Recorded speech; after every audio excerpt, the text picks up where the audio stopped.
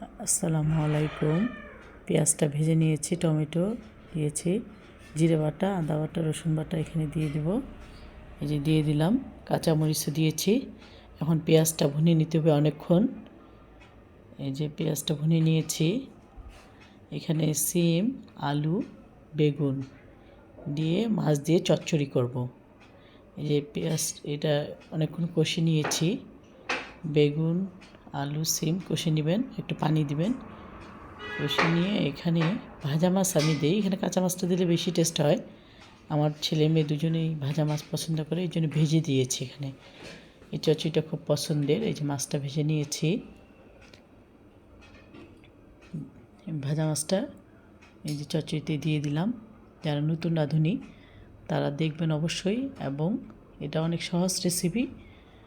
এই যে রান্নাটা হয়ে গিয়েছে। এটা লাইক কমেন্টস অবশ্যই করবেন, শেয়ারও করবেন অবশ্যই, যারা আমার শুভাকাঙ্ক্ষী। এই যে চচ্চড়িটা অনেক সহজ কিন্তু অনেক মজাদার।